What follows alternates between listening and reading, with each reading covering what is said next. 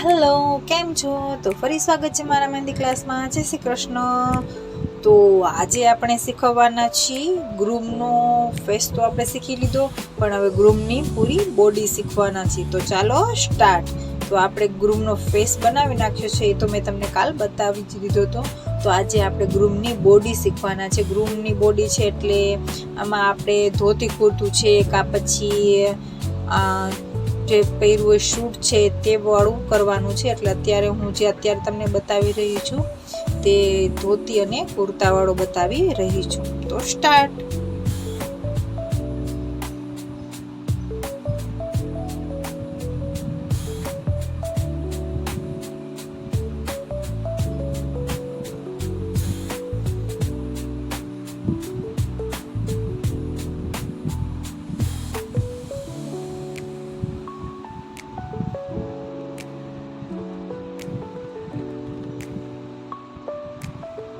હંમેશાની જેમ આજે પણ હું તમને કહું છું કે કોઈ પણ ફિગર તમે ડ્રો કરો છો તો પહેલાં હંમેશા આછી લાઈન ડ્રો કરવાની જ રહેશે આપણે. અને હા, જેન્ટ્સનું છે, જેન્ટ્સનું બોડી છે એટલે એનો હાથ થોડુંક જાડો હોવો જોઈએ, કારણ કે જેન્ટ્સના હાથ જાડા હોય છે, કાંડું પણ એનું જાડું હોય છે. એટલે હંમેશા યાદ રાખવાનું કે એનું બોડીમાં એના હેન્ડ જાડા આવશે થોડાક.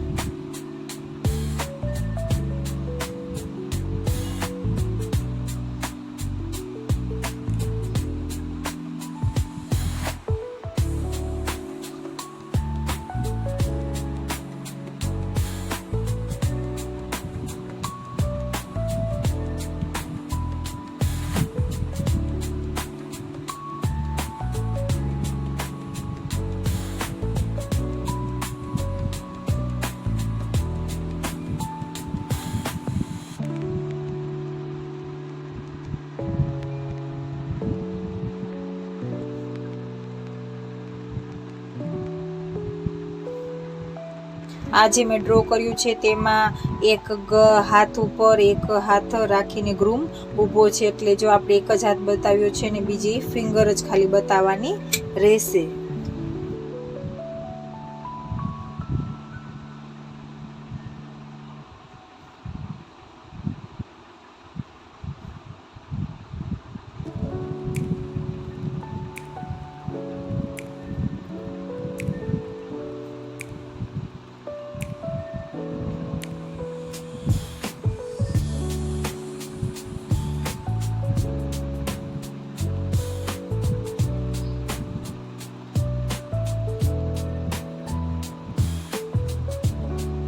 મેં ક્યારેય ધોતી તો ટ્રાય નથી કરી, વધારે તો લોંગ કુર્તો જ પહેરાવી દીધો હોય છે, પણ આજે તમને બતાવવા મેં મારી રીતના ટ્રાય કરી છે. ઓકે.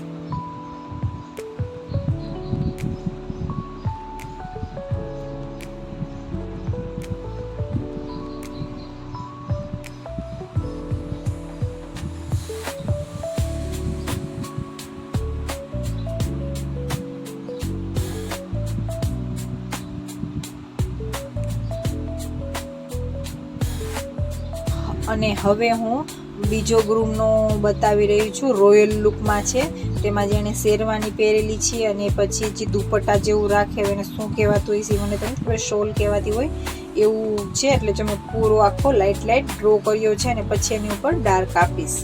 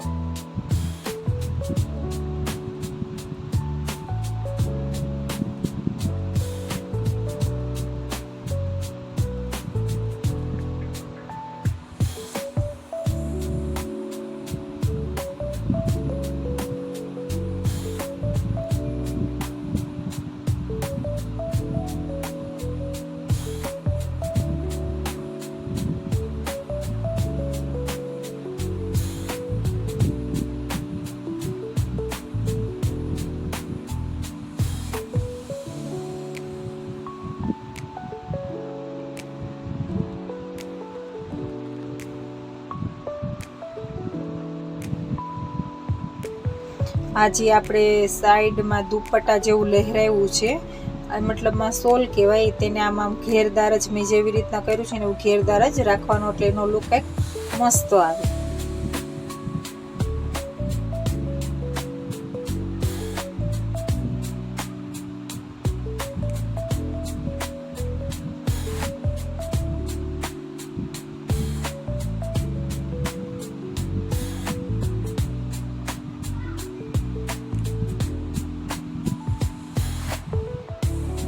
તો આજના માટે આટલું જ. બાય બાય, જય શ્રી કૃષ્ણ, આવજો.